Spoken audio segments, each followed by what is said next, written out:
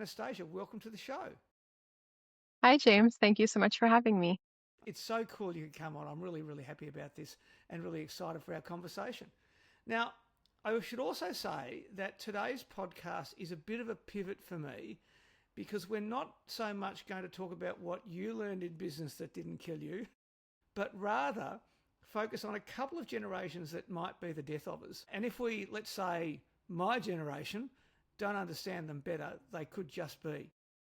Before we get into that, you have had the most amazing upbringing across 6 countries, and as I understand it, you're conversational or better in at least 4 languages. And in Australia, by the way, that's pretty impressive because we speak what's called Strine over here, which is basically an Australian version of English. And there's very few people who actually speak more than one languages, although maybe a few who speak two in the current generation. A little bit more about your upbringing, because it is a bit of a fascinating story, where you grew up and what got you to the USA.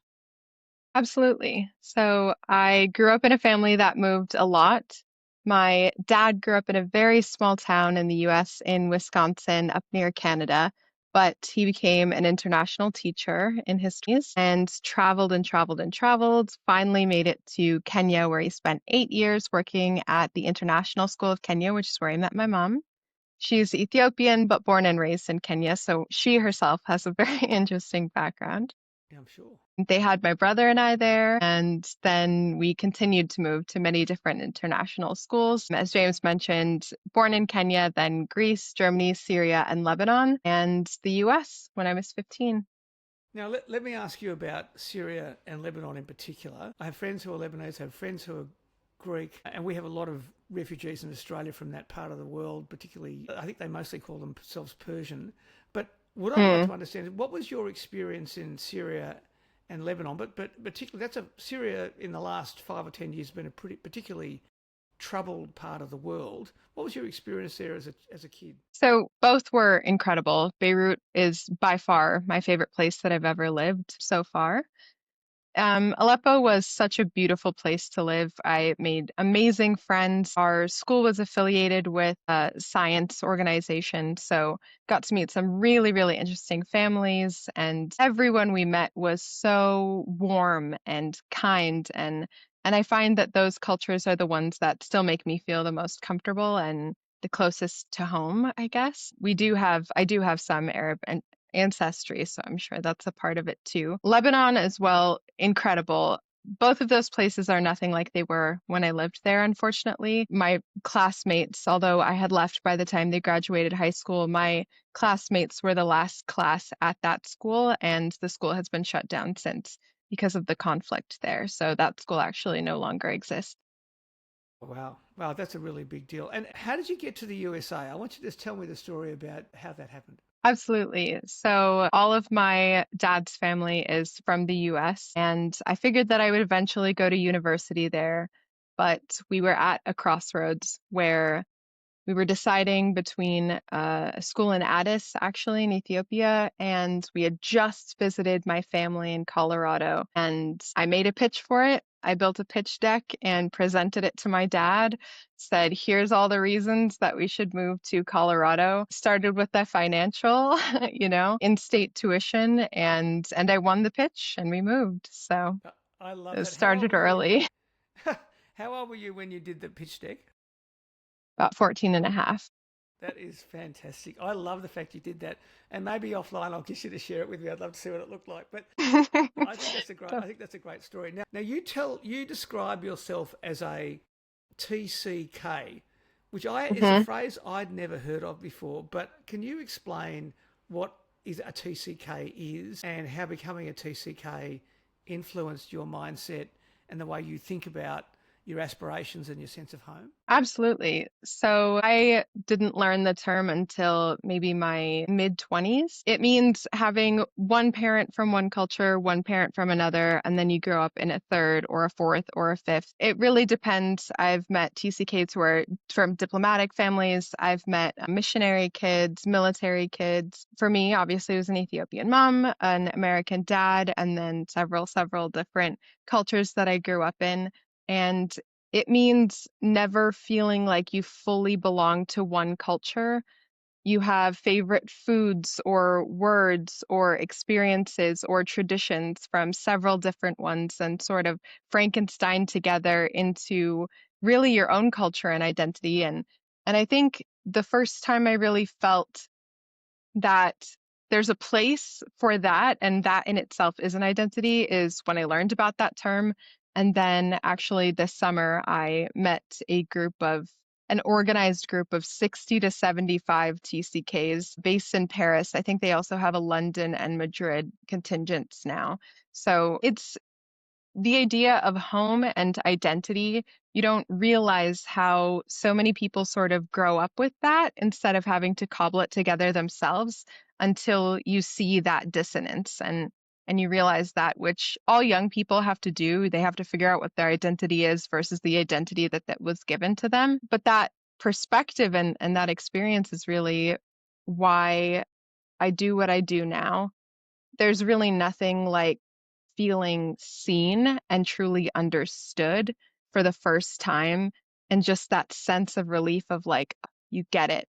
And that's what I'm trying to facilitate between young people as a generation and their individual and very nuanced experiences and brands, and really just whoever wants to understand them.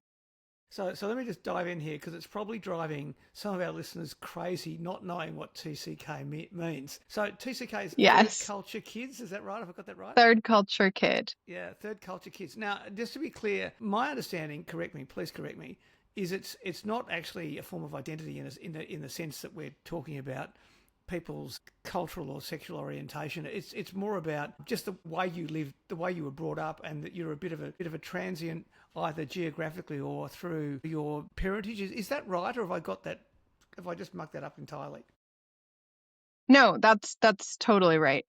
It's identity in a more loose term, not quite an orientation, but more a shared culture.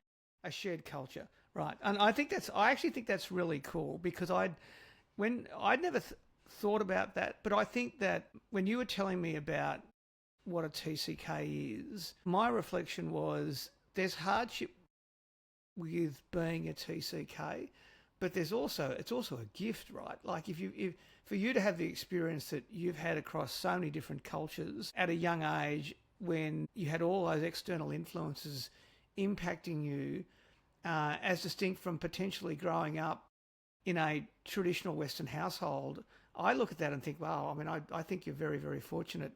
I'm sure it wasn't all easy, but I think that must have been an incredibly rich experience. I think I appreciate it a lot more as an adult because now I can see a lot more of the benefits. Yeah, And I can see, several of my friends from growing up are starting to have their own children, and they have those experiences too. The way that they look at the world, the way that we look at the world, I think there's a lot more adaptability, there's a lot more resilience, and it just gives you an open mind about there's not one right way to do things. You can figure out which way feels the best for you and sort of be open to things that you may not understand.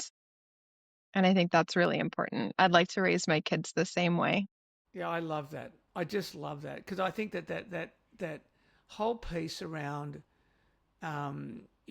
what you don't understand often in different cultures, you tend to fear or create prejudice with or prejudice against. And to have been brought up in multiple cultures with multiple languages, it's a form of education that I think changes your whole perspective around a whole different things. And I feel like I want to talk to you about this for ages, by the way, but I want to just let's just jump back. I want to just bring us back to a couple of things. So you end up spending your late teens in the USA, and after having travelled the world for your whole life to that point, it must have been a bit of a culture shock coming to the USA. Can you talk us about that initial experience when you arrived in the USA, and that was your new sense of place and how you were living? How did that impact you? Yeah, I think that having had an American father, gone to many international, but, skewing American schools, I think people are surprised that moving to the US was such a massive culture shock for me.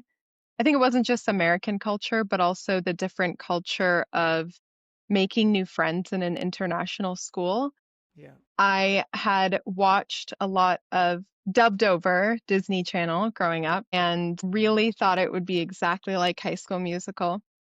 Was very excited for that. Arrived in the US, went to my first day, walked up to a table and said, "Hi, I'm Anastasia. Nice to meet you." And they looked at me like I had seen a ghost. And I learned very quickly that it is very different when your classmates have all known each other since, 4 or 5 years old. Luckily, I was able to find a really great group of friends there that sort of adopted me in. And then it was 2 years until university, which is a transition period for all young people. So it was, yeah, it was interesting. No, it's okay. Go ahead. No, that was. I mean, that's a great story. And I was. I haven't actually shared this on the pod yet, but my father was a Presbyterian minister, and then for many Mm, years, and so we used to bounce around all the time. Like we were going, mm-hmm, not countries wise, but certainly towns and locations in Australia. And I think at one point we were moving. It felt like every 2 years, and so you mm-hmm, kept on having to reset your childhood relationships. And ours really didn't settle down until I was probably about 15 or so, and we ended up staying in one spot for a while. But I certainly remember that experience of being uplifted. But your experience is much more dramatic over the journey because you were changing cultures as well as changing locations. So that's a great story. Now let me jump forward. You're obtaining a bachelor's degree in science, public relations, and applied communication. You get a job at YPulse, which I mentioned before, where you worked for about 5 years. Now, most people in Australia will have never heard of YPulse. Can you explain what YPulse is all about and what you actually did there? absolutely. So YPulse is a Gen Z and millennial market research company. They survey over 100,000 young people every single year and put out several reports and webinars and articles doing, what I'm doing now, translating that for brands, institutions, organizations, and the media. I really didn't intend to go into market research. I actually went to university for theater originally because it was an activity I really enjoyed. And I had a professor who said, if you can picture yourself, not just to me, to the class, but if you can picture yourself doing absolutely anything else and see yourself as happy doing it, do not pursue this path. The struggle will not be worth it for you. And I heard that and thought, I think he's talking to me. I think I could be happy doing a lot of different things in my life, and this is fun, but I'm not going to stake my livelihood to it. So ended up going into PR and marketing. Knew that I wanted to move into New York. I had visited originally, actually hated it, and then it was sort of an enemies to lovers plot Yeah. where I couldn't stop thinking about New York, couldn't stop thinking about New York. Was reaching out, had an interview, and ended up at YPulse, where I learned that learning new cultures, new languages, new traditions within those cultures was not that different than youth culture, because Gen Z and millennials, now Gen Alpha, are such a such a culture unto themselves that none of the rules that applied for older generations seem to apply to Gen Z, Gen Alpha. They're constantly changing as the tech around them changes, as the world around them changes. There's just more and more and more to learn about them. And yeah, it's fascinating. Well, actually, that's a good segue. Why don't we get into that Gen Z and Gen Alpha stuff now? Because there'll be people listening to this podcast who, like me, get a little confused about the basic differences between Gen Z and Gen Alpha. And we might need a little 101 from you here, Anastasia. For full declaration, both of my kids were millennials, and it took me probably 5 years to work out what a millennial was. But I'd like, can you just talk us through the basics of Gen Z and Gen Alpha? How are they defined objectively? And what do we need to know? Why is it important to understand the differences between the generations, which is possibly something that 20 or 30 years ago, no one paid any real attention to generational differences from a business perspective, a marketing perspective, or a brand perspective. Could you just start with the basics, and then we've got a whole bunch of stuff I'd like to unpack with you. Absolutely. So, one of the most important things I learned early on in my time at YPulse was the most important things that define the generations are their parents and what generation their parents were, because as you know, that really changes how they're raised and what they're taught and what they believe.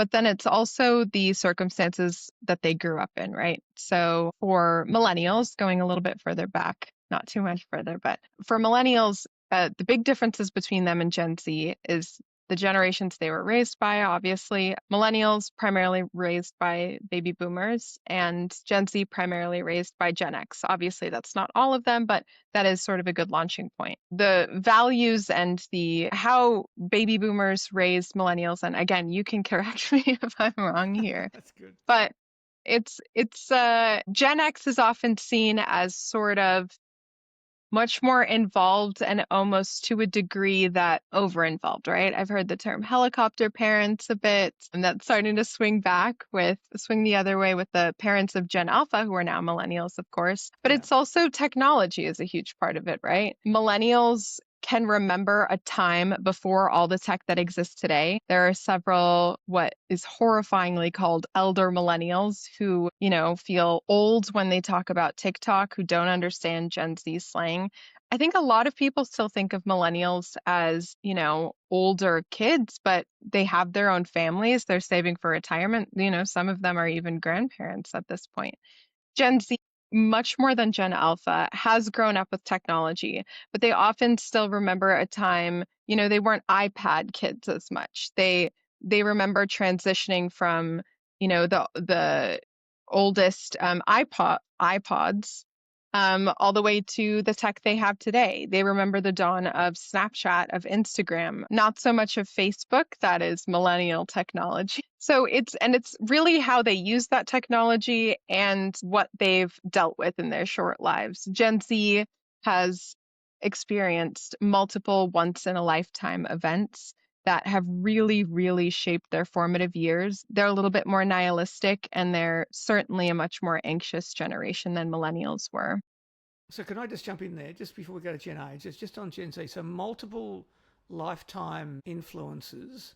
I think that was the word you used. What do you mean by that? The technology piece I can wrap my head around. Are things outside technology that impacted them that has shaped the Gen Z generation? Absolutely. So many of them were really young when the 2008 Great Recession happened.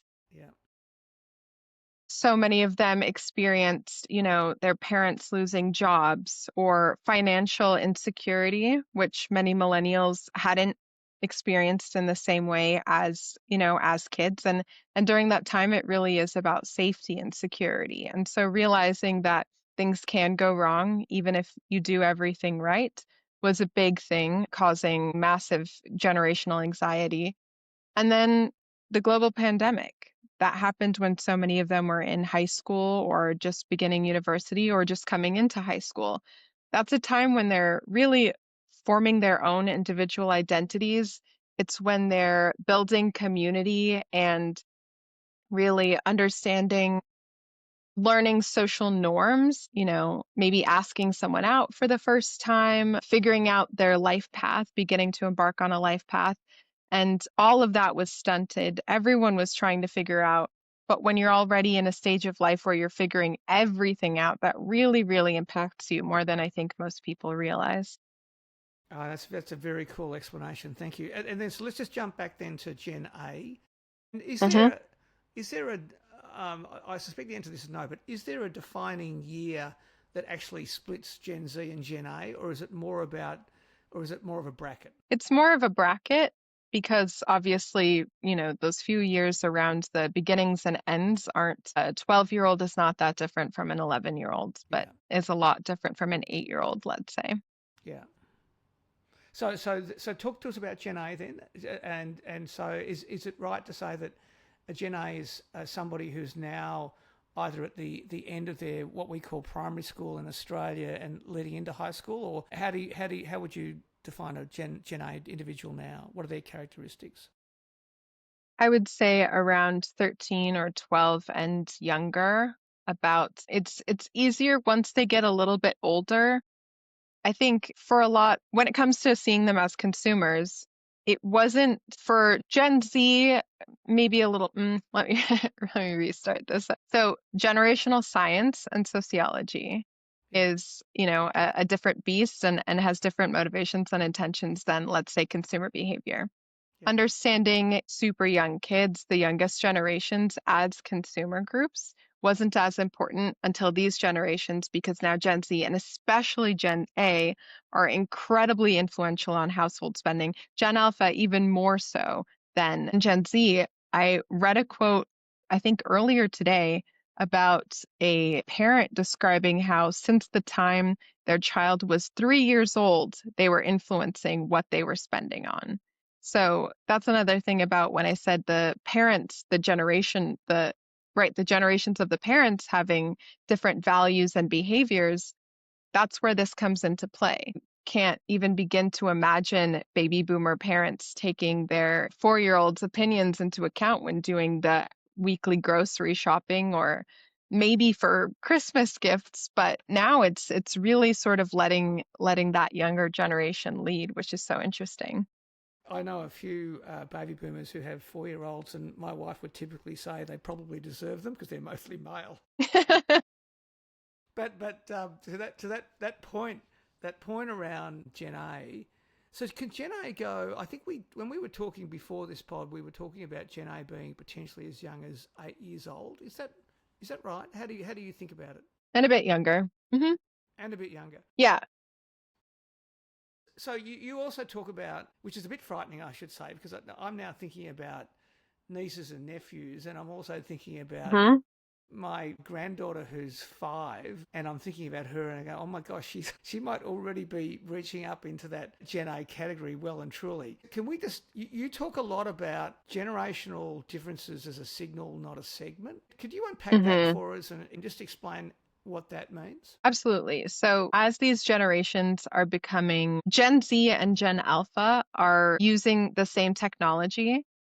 They're often using it in slightly different ways or with different intentions, motivations behind it, but they are on the same platforms. They're living their lives digitally and bringing there isn't a clear separated definition for their community, their activities between online and in person as much.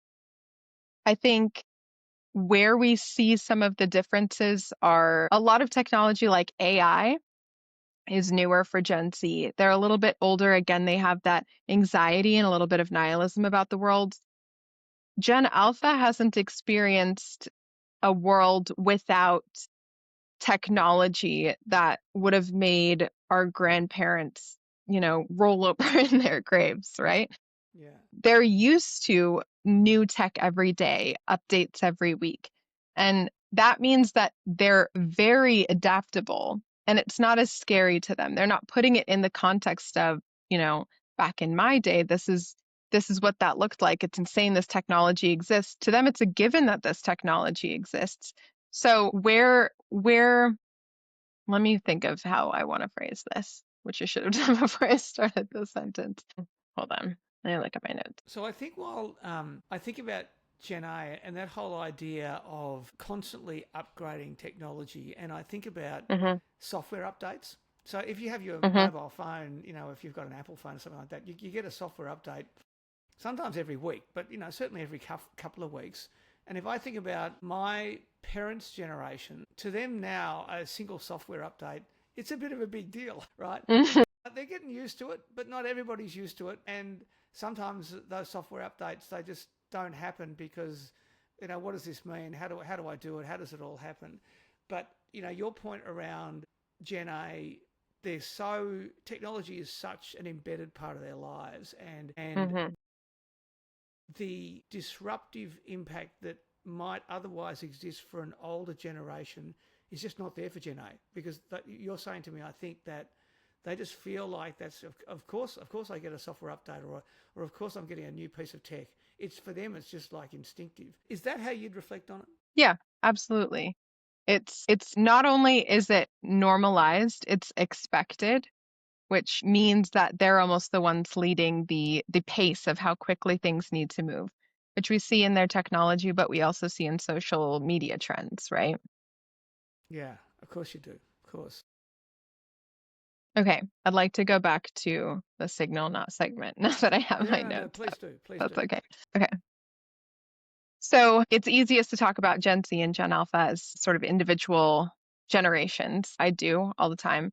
But in truth, it's treating them as a monolith within the categories themselves is not actually helpful for revealing how young people are living. The way they use technology might be different. Obviously, the life stages they're going through are a little bit different, but their needs for community, for figuring out who they are, what their identity is like, and their place in the world is really what we have to be paying attention to, because that's leading their behavior and what they expect from brands.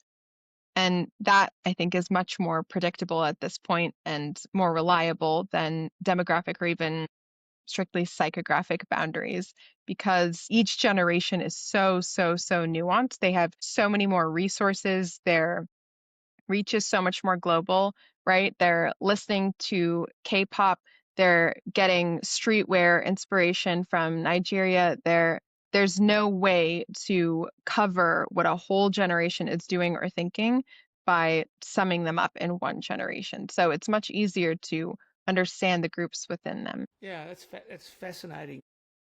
You've also talked about, actually, let me just pause.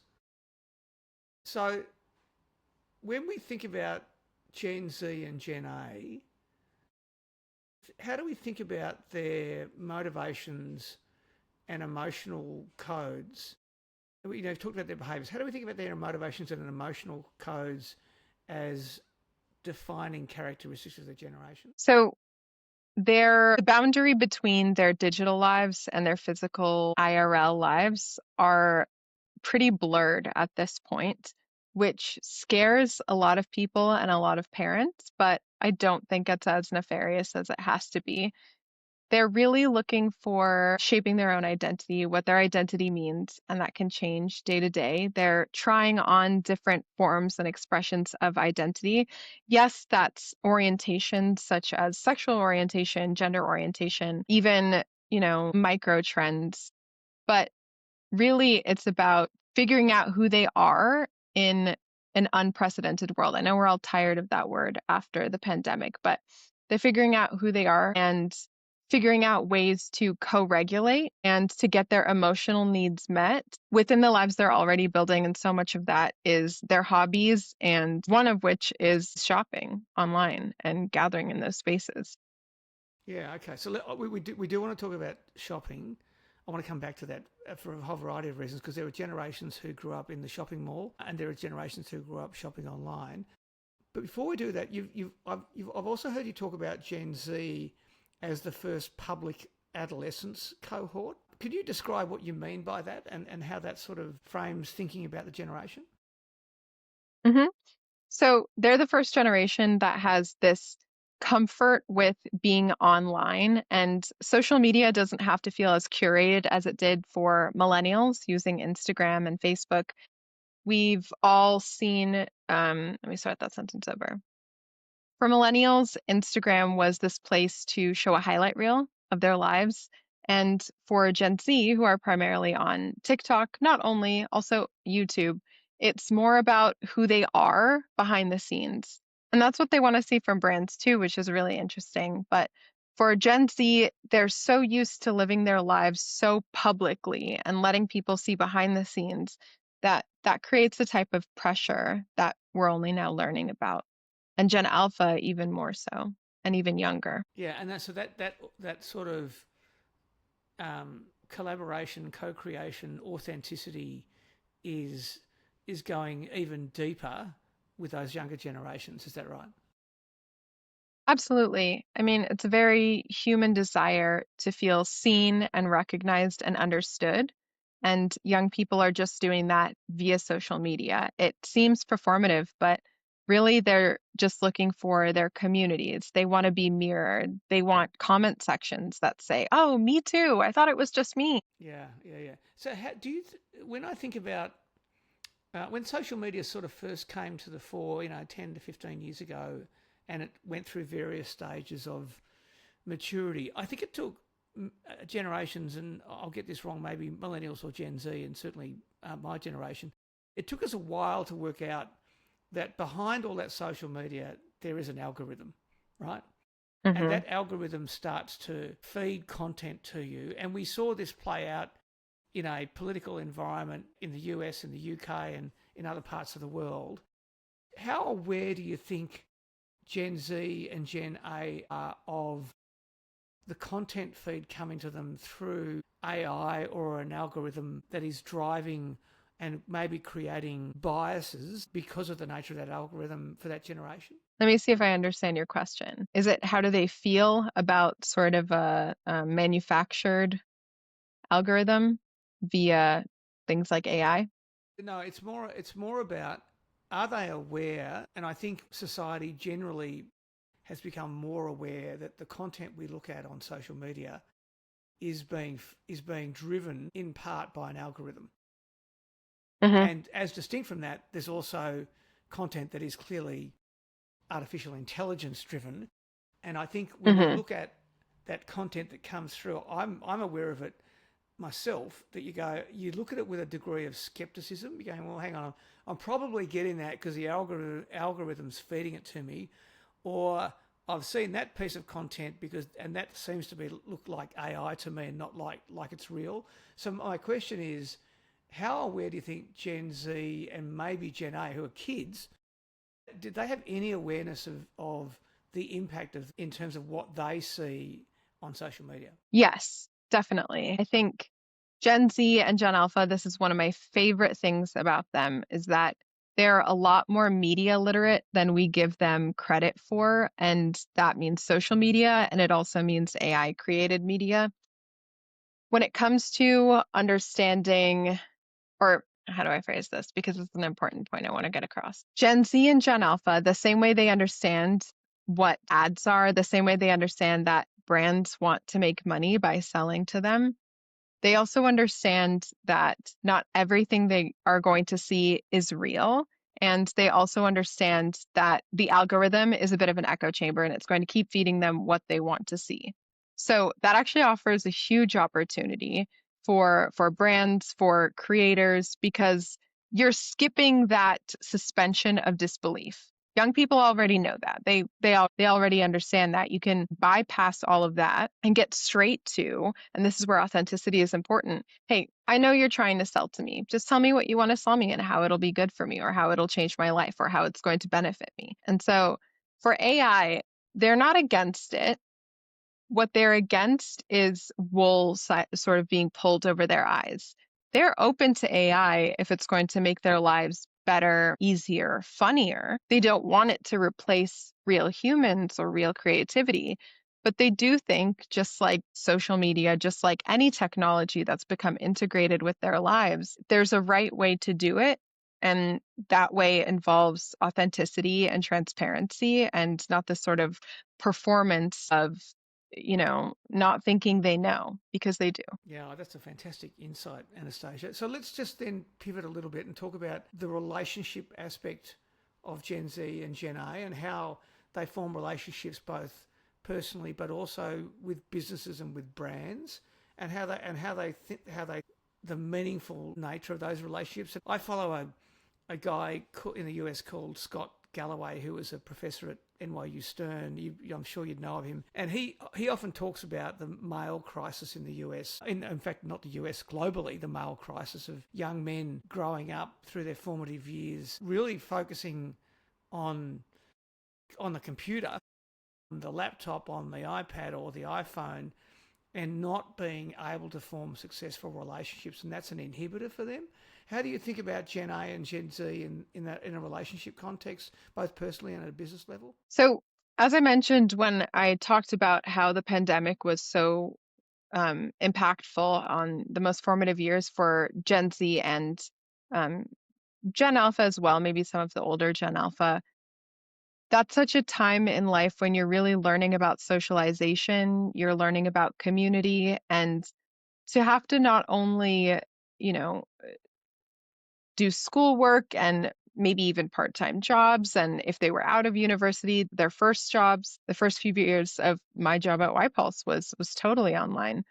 That really shapes how you think about socialization, how you think about community. And I think they are still learning what that means. I think we're all still learning what community and socialization means and looks like and how to blend the in-person with the digital there. But I do think for better and for worse, there's such an opportunity with social media, with online forums like Reddit, to find really niche sub communities that you may not be able to find in real life, right? So let's say if it was millennial in high school, they may be friends with, let's say, the band geeks, right? Like very stereotypical.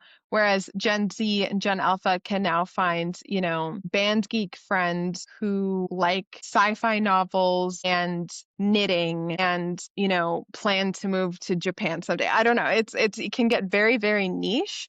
And that means that even if those young people can't find those communities in person, it's not all or nothing. They can find it and supplement their in-person communities, which I think is the important point, with those online, very niche communities. And it's not just socialization, right? It's learning. They're learning new skills. They're learning about subcultures they didn't know exist, which is very validating. But I do think that it's very easy to get sucked into rabbit holes and into echo chambers where if you're not hearing any sort of alternate opinions, that can get very dangerous, not just for young people, but especially for young people as their brains are still developing. Oh, look, that's a great insight. And that last comment about brain development, a couple of things. In my experience, I have read over the journey that female brains reach maturity at sort of late teens, whereas a male brain often reaches maturity at sort of mid-20s. And that's often why you see your kids appear to grow up at different times in their lives. And when I say grow up, I'm saying mature into adults. And that sort of thinking, and I think about millennial kids and I think about other kids, I think, and about my parents' generation and my grandparents' generation, there's a thing called what I call a typical survival instinct. So my grandparents mostly would have left home at 14 or 15 years old. Most of them would not have completed what we consider to be a full high school education, and as a result, they're working at 14 years old. They could be working at 10 years old, but they could be working Mm-hmm. quite young compared to today. Whereas certainly the millennial generations, a lot of them stayed home till they were 25 or 30. Mm-hmm. And so you see this shift between all the generations, and I think what that does is it affects their sense of place in the world, and it affects Mm-hmm. the lens they take on relationships, both personal relationships and business relationships, because Mm-hmm. they either have or hadn't had the luxury of having to survive, and that shapes their thinking. And so what you're talking about with this generation, Gen Z and Gen A, for my mind, my reflection is the impact of technology, the impact of learning, but also there's a few warning bells around there as well around echo chambers and algorithms and things like that. So there's some really interesting reflections that you've kind of sparked my brain on just through your commentary. And for what it's worth, I do think that Gen Alpha will be even that much more media literate, and especially around social media and around AI than Gen Z, because that's just how it works, right? When there's new technology, when there's a revolution against what came before, there's always a swing to the extreme. That's not anything new. So I do think there will be a swing back towards a more moderate usage of social media. We're already seeing younger Gen Z and older Gen Alpha see privacy as a luxury, wanting to, we see it with the faceless creator economy where they're, creating these whole new economies and behaviors and hobbies around, well, if I'm living my life in the public, but I really don't want to be that public, what does that look like? Or, Gen Alpha is finding ways to disconnect and go more into analog.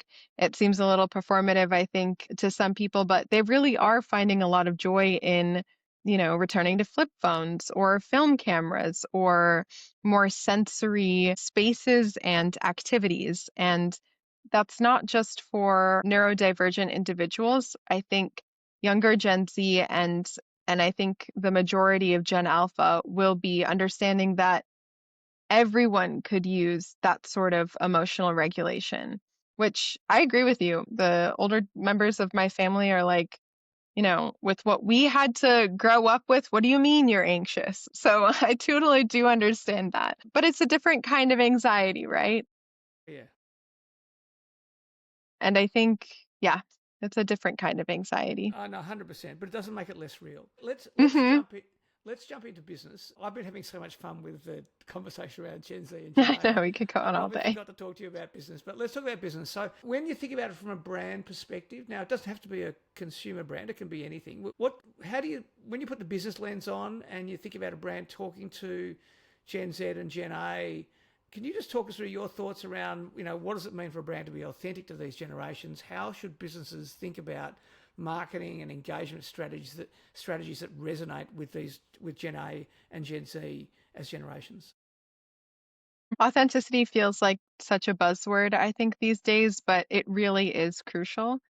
I think it shows up as transparency and as trust. And I like to think of authenticity in brands the same way I think about authenticity in people. They are who they say they are. You can trust them. You can rely on them when their behaviors match who you think they are, right? And yeah, they back up what they say they're going to do with actions that sentence is getting a little bit rambly.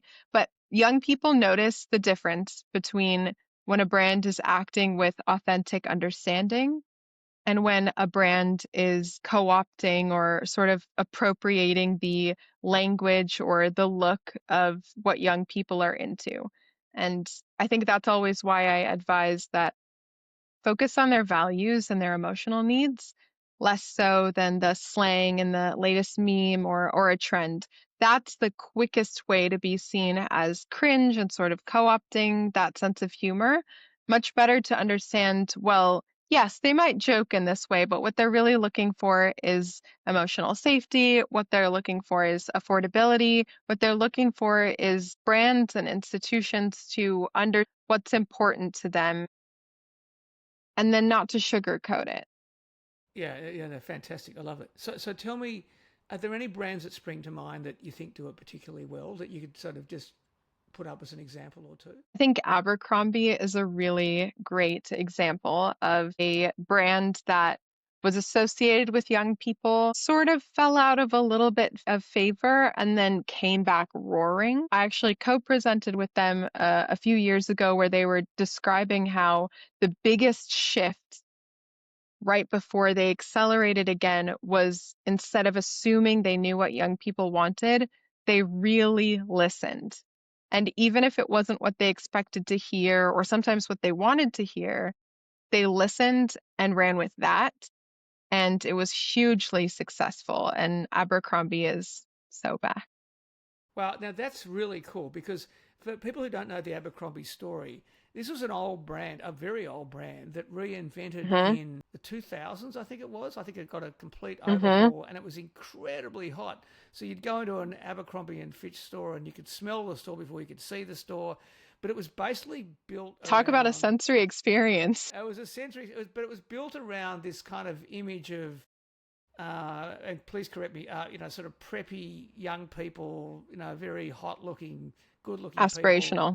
Yeah, yeah, yeah. And it was an incredibly successful business for maybe 6 or 8 years or so, and then it actually fell out of favour. There was a lot of controversy about that brand, and about Hmm. some of the goings on with that brand, and then it's pivoted again, right? So it's a great story of reinvention and pivoting, and that pivot to authenticity, which in many respects was the opposite of what they were doing 15 years ago, Hmm. is an incredible pivot. And that's such a huge difference too between what millennials were looking for versus Gen Z and certainly Gen Alpha is for millennials, aspirational marketing really worked.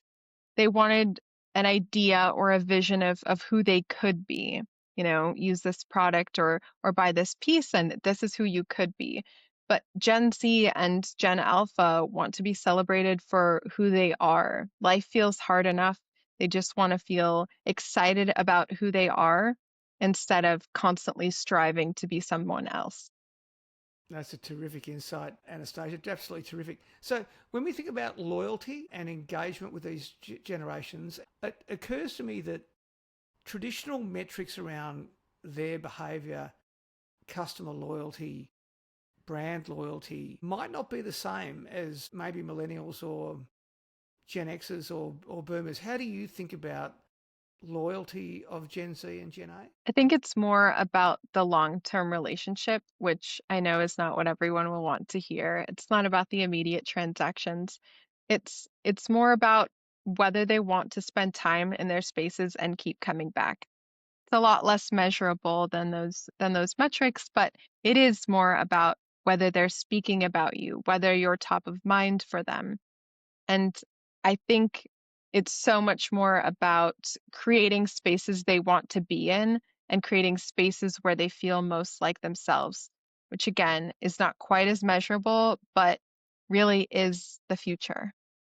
Okay, and that's a great segue. Let's talk about the future. We touched on a little bit before. So, when you think about the evolution of technology, including AI, augmented reality, virtual reality, the metaverse, digital avatars, where does this type of technology sit in the universe of Gen Z and Gen A? And how does it sort of influence their behaviours? And how should a business think about that technology for those generations? So Gen Z sees AI with quite mixed feelings. Many of them are feeling some insecurity about how it could affect their future jobs and their career paths. But they're also using AI day to day, not just professionally or in education, but also for emotional support or connection, right? Gen Alpha is seeing AI as much more of a companion in their learning as a tool that they can use. They're using AI without hesitation because they're seeing it everywhere. And again, technology is just not so scary in the same way. I think where we're going to see real opportunity is when AI makes experiences feel seamless for young people. When it feels disruptive is when it becomes irritating or frustrating. But if it's facilitating an experience to the point where you don't even notice it, you just realize you're having a very frictionless experience. I think that's where the opportunity really lies. And Gen A and Gen Z both say that they're extremely open to that, but not when it's taking away from real world creativity. We're seeing that example with, the backlash with AI ads now. When Yeah. AI is used as a tool in the process, it's great. When it's replaces real world creativity is really where they start to balk at it. Yeah, I love that insight too, because I've seen AI created content that comes to me, and maybe I'll be careful with this because I could come unstuck. But at the moment, I think I can recognize AI created content. Maybe in the future, I won't be able to recognize it. Or maybe it's just really good AI you're seeing. Maybe it's just really good AI I'm seeing. But I think that point around it goes back to authenticity, and it goes back to use AI if it's helping to enhance an authentic message, but don't use AI if it's actually not doing that and creating an environment whereby you're really dressing something up. And I just don't believe you, because that's got to have an impact on your brand ambience in the market. Exactly. It's again about pulling the wool over people's eyes. When they can tell you're doing that, that's really where you're going to lose a lot of trust. Okay, let me jump forward. Australia, you may not be aware of this, but Australia is introducing new laws to restrict access to social media if you're under 16 years old from the 10th of December. And those laws, I think we're recording just before those laws come into place. So I don't have any real-time feedback on how that's going to play out. Although I have seen a survey that suggested that 80% of people under the age of 16 think that those new laws will make no difference. And just to be clear, what the new laws require is that social media companies vet the age verification of people using social media. So unless you are at least 16 years old, you will not be able to keep or create a social media account, which I think is a world first. How do you reflect on that at a distance from a Gen A perspective? Young people are always going to respond to restrictions with creativity. We can even see that in what's called algo speak, which is sort of a language they've developed to and share with each other to get around censoring on social media platforms. There's designated words for the words they're not allowed to use. Just one small example. They're always going to creatively subvert the restrictions. So I can see them shifting to different platforms and online communities or building private ecosystems. I think I understand the goal behind it, right? It's protecting our young people and their developing brains. And I also think that where there's a will, there's a way, and young people are not going to let that tool of social media stop them from meeting the needs that they're getting met on social media. So I'm really interested to see how that pans out. Yeah, I thought your comment around young people creating their own private ecosystems is really insightful, because certainly in other areas of community in Australia and other parts of the world, when you restrict access to certain things, you can kind of end up pushing it underground. So all of a sudden Mhm. you can't regulate what you can't see. Mhm. And it makes me a little bit nervous about what could happen on the dark web rather than on a public site. But anyway, look, that's the journey we're on as a society in Australia, and we'll see where it goes. So look, a couple of things. It's been an amazing conversation. We've touched on so many different things. I'd love to get your perspective on the next big shift in youth culture, or that the businesses should think about. Is there something that's kind of top of mind that is coming up the list that you think, let's get ready for this because this is coming? Yeah, absolutely. Again, I think that we really need to understand the way that young people thinks about technology and I think your comment about when things get restricted, sometimes they just get pushed underground. I think that's absolutely true. So we need to understand that. Let me start over with that sentence. I think we need to understand how young people use technology and how they want a seamless experience. I think we need to stop differentiating so much between a digital or online experience and an in-person experience, both when it comes to the personal, which is community building, but also when it comes to brick and mortar.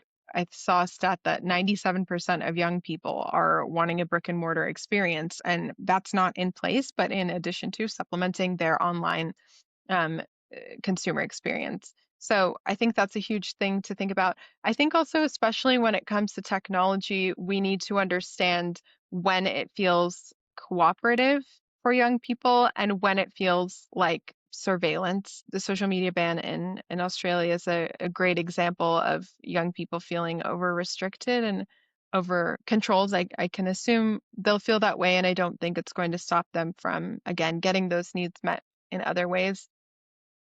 Yeah. So I think we also need to just think of them as their nuanced selves, as if we keep thinking about them as kids without a lot of impact, I think brands and people are going to be left behind very quickly.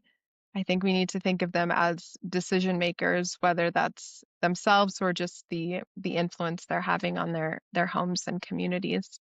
Wow, I love that last point. I have a recent experience in a sporting club I'm involved with, that they've invited young people who are in reality Gen Z Mm, to participate as observers in the leadership of this organisation. And I feel like they haven't quite got that right. I think and I think that their intent is in the right place. Like, okay, well, hmm we want to groom you for leadership down the track, but you're not actually giving them a role.